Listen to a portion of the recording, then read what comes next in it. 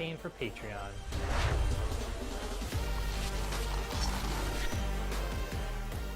We've always wanted to do a tournament for the community, by the community, and TGL Season 2 gives us the opportunity to create the first ever crowdfunded tournament for Evolve. Now our funds raised by this campaign go towards our prize pool for the players to compete for and to help pay our staff for all the amazing work that they do. So why Patreon? Patreon allows us to fulfill our dream of making a league for Evolve with real stakes on the line. The more patrons we get allows us to make a bigger and better competitive scene. We're also all about the community, so we wanted a way to interact with you guys for helping us with our dream, so check out our rewards. You can donate to support our cause, or for just starting at $5 a month, that gives you early access to TGL content where we can show patrons what we're releasing before anyone else, and you guys can give us feedback on how we can shape the competitive scene further. Donating to Patreon is as easy as setting the amount and clicking to become a patron.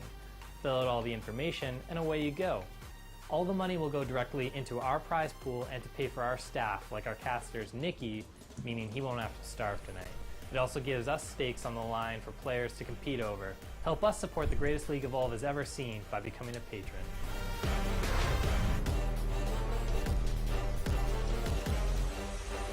Wait, should I look there or should I just stop? So that, of course, is going to be Kaiser Tim, who is the founder, the leader of TGL, the guy who makes this all possible. So big thanks out to him and all of you who have been donating on Patreon. And that is how you also get involved with the Patreon if you guys want to help support and keep it going. But yeah, so we are going into the next match. Bans are actually coming through right now. They're almost done. So let's give you guys an update on what's going on. We're looking at this. We do see that right now we have Kraken being the first ban. Right, in response to Kraken ban, we see ban going to Val, which is of course going to be standard right now. And we're seeing Kyra picked up, ban on Sunny, Hank is picked up, ban on Crow, Jack is picked up, and then... Oh, sorry, Griffin was picked up instead of Jack. Sorry, they changed their mind there. And then, of course, we have ban on Torvald, and then we have Hyde getting picked up. Monster was picked, and it's going to be Goliath. Goliath coming in hot. We've seen all Goliath so far as an alternative to Kraken. We've had 100% Kraken bans and 100% Goliath picks for today here in TGL. Once again, Kraken, Val, Sunny, Crow, and Torvald have been banned, and the picks are Kyra, Hank, Griffin, Hyde versus Goliath. This is a real OG set right here against Goliath. Kyra, Hank, of course, part of the super old let's tank everything that the monster throws at us meta, followed by Griffin, great trapper to help CC Goliaths who are runaway. Griffin, one of my favorite trappers on the chase, and of course Hyde with his flamethrower and stink nades. Anyone goes down, let's give Kyra a second to pick him up with those heal nades by throwing a stink nade on that body so the monster can't camp it. Like I said earlier, we are going back to Orbital Drill, which is the map that we have determined in several discussions behind the scenes in the TGL staff room. That is one of the fairest picks. So Kyra, Hank, Griffin, Hyde versus Goliath is going to be the map you guys see. Up next, we are switching sides, so it is going to be the Dildozer's Monster versus Inspector Cabot's Hunters.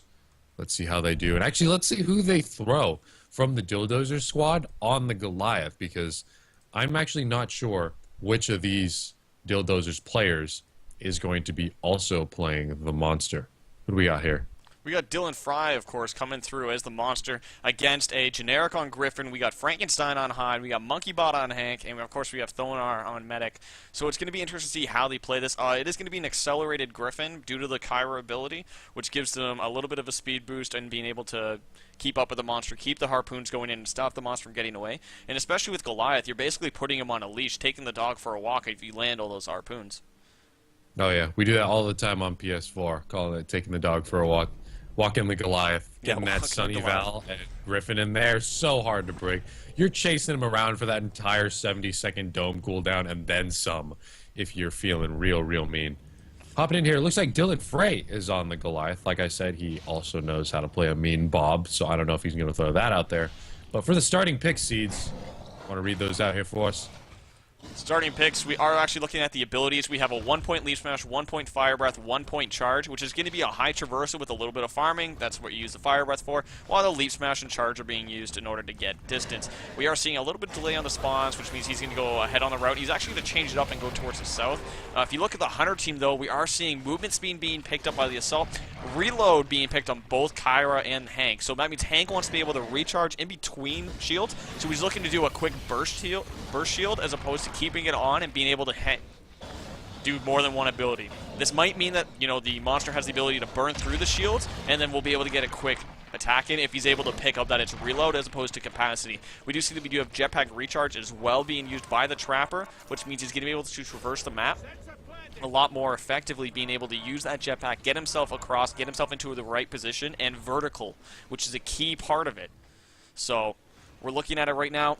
It's going to be an interesting to see how they play it. They don't know exactly where sound spikes are going up and stealth is being used to try and get some distance. We're looking at a completely different feeding route, so things are completely changed. Pings are being thrown out. They know what direction he went in. They're just trying to keep up with him. Getting the feed right here. We are almost to full energy. Stage 2 Dylan Frey right here. Damage output's interesting on Dylan Frey. That's a interesting contrast from Fresh's Goliath, who was running movement speed instead to try to get away from the Hunters. No movement speed here for Dylan Frey. Instead, he's going to be looking to take the fight to these Hunters, break through Hank's shields a little bit better, and try to take them out with a 10% increase to damage. Dylan Frey might get caught in the corner. He is ready for stage, and if he takes it right up here in the caves, he might get caught by Griffin, who is running jetpack. While helpful inside of the dome, also gives you a little bit of extra movement, less so than movement speed, but is still helpful on the chase. Jetpack. Now, he's actually not going reload, which is extremely helpful for Griffin's harpoons on the chase. Oh, but it looks like we are getting engagement from Dylan Frey. Looks like Generic may have panicked back there, quickly jetpacked backwards out of that flamethrower. Didn't want to get pounced and chuck the dome. This is going to be a pretty notable loop right here, though, with multiple levels of elevation and food inside of it. This is not a good place for these Hunters to fight. If Dylan Frey mitigates well, I highly doubt that they're going to get any permanent health damage in on him, because they looped the entire helipad, top and bottom, and they have the area next to it as well caught. Orbital coming in hot. Oh no, that juggle being forcing Frankenstein back into the corner just wasn't letting him out, which means Dylan gets to chill out for a little bit and relax. He does have damage output, which means that he gets to be the Hank killer. This is what I refer to as the Hank killer build, is when you go damage, because that's all about bursting through that shield. Harpoons are coming in, starting to get control over Dylan, but Dylan says no and just immediately breaks it. And he does actually pull all the Hunters over to the other side of the dome, which means he's going to be able to refill part of his armor meter, and he does finish up his evolve meter. So he's ready to fight. He wants to get everything in and just keep himself alive in this dome. Does actually decide to stay around and get Generic. Does stealth pounce him, falling down, punching him down as he goes. There we go. Super low. Monkey Bot repping IC over here in the Steam chat. Have reason to believe he's the leader. Is shielding Griffin, but not for long enough. Griffin down. And that's a stage 1 down penalty from Dylan Frey. That is something we do not see very often. But unfortunately, we just could not get the dodges from Griffin. We couldn't get the heals in, and the shields just couldn't keep him alive long enough. Griffin broke line of sight right there and went down. A down penalty at stage 1 is so unbelievably rare in competitive play that Dylan Frey, even if he loses this match, I'm still going to give him 1 point in style for managing to take out the Trapper in that dome. That dome was not too hotly thrown right there. As a Trapper myself, got to throw them so they're not loops. Got to know where those loops are going to form around pillars, around areas of elevation. You do not want to have your Assault chase them around using all of his jetpack and the monster just jumping back the other way. A lot of food right here. That's a solid 4 meats if he wants to grab. Oh my god, the humanity, the mammoth bird coming in hot. Frankenstein's getting melted by not only the rock, but also the mammoth bird throwing in a little extra shock. He was electrified by it, just not being able to keep it under control. That mammoth bird saying no to not only the monster, but the hunter. Just to let you guys know, those of you that are new to Evolve, mammoth birds are the most OP thing on the map. They can kill you, they can slaughter you. So I have personally put in dozens, if not hundreds of support tickets with TRS directly to nerf the mammoth birds. You know what they did? They buffed them from the beta to the... No, they didn't. But seriously, those things are too powerful. That'd be so funny if they did. Actually, I think they were stronger in the... Oh, Frankenstein just got down! What? Crazy! What is happening right now? People are just getting melted. Generic's getting down. Falling apart, I see. What's happening? And that's another down penalty. The Trapper's out. That's 2 down penalties on the Trapper. Now it's the 2 sustained players left alive, Kyra and Hank. And I'm not entirely sure how they're going to come back from this one with this many down penalties and a monster that still has full health and is looking to take the damage to. Ooh, that rock actually did not connect. The orbital coming in, deterring the monster away from Kyra, but Kyra's still getting pounced. Griffin still just chilling there on the floor.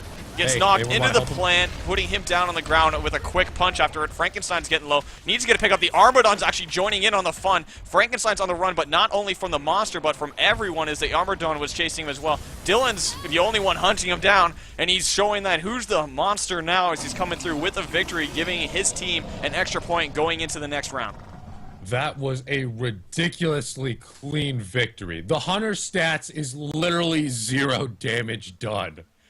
25,000 damage dealt here by Dylan Frey. That was an insanely well-played monster game by Dylan Frey, capitalizing on every single mistake these Hunters made, and not only capitalizing on it, but outright killing them for it at stage 2 with 0 health lost. That was very, very well played by Dylan Frey right there. Out of position Trapper takes him out in the early game for the first down penalty. Out of position Assault takes him down. Hunters didn't close in fast enough. I'm not sure why they didn't come in and help their Assault sooner, why they weren't rushing in for it. Maybe they stopped to grab some ice cream on the way. Who knows? But that was not very well played by Inspector Cabot. Very, very messy play right there if they want to take this new seeds 5 and 6 here. If they want that in TGL, they got to fight a bit harder. Dylan Frey, though, being able to come in and get those clean pickoffs, just paying attention to where the Hunter teams were and knowing when to stealth pounce, knowing how to actually break that apart. He forced the Hunter team to split apart and to do a 3-1 split. However, the Trapper was slightly ahead, which let Dylan Frey go back in and get the Assault quick and then go back and get the Trapper. So the medic and the support were able to come in afterwards, but it just was too late because Dylan Frey was already there picking him off over the slight misstep. That was great awareness from Dylan, knowing exactly when to re-engage, when to pick off, when to do exactly what he needed to get those wins. And we are going to hop in, ladies and gentlemen, to the next map and get some more fresh picks in here. Is Inspector Cabot just going to get some caffeine in their system, drink a monster, and try to get back in the game? Are they going to reevaluate their strategy and go with the same Hunter picks, or are they going to try something completely different and say, you know what, that didn't work in any shape or form, so let's completely change it up? I don't know. Maybe, just maybe, they can get it together in the next round because they are down 3-1 right now, I believe. No, 2-1. It's 2-1 right now. 2-1. They're down 2-1 right now because I can do basic math. That's why I was hired as caster. All right, hopping in here. The losers pick the next map, and that is going to be Inspector Cabot. The map pool is fairly small here to start things off in the Gentleman's League. In the tiebreaker round, Distillery is added, but the maps are... And they have full access to all the maps.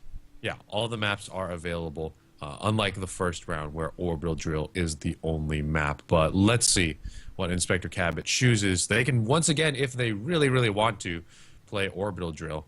But Wraith Trap and Refueling Tower are also on the table, and Distillery is available in the tiebreaker as well. We chose these maps because it felt like they were the most even as we could get in competitive play. A lot of talking has been done. Also, 3 of the most played maps, like Wraith Trap and Refueling Tower, since they've been added, have started to get played a lot because no one wants to play Medlab.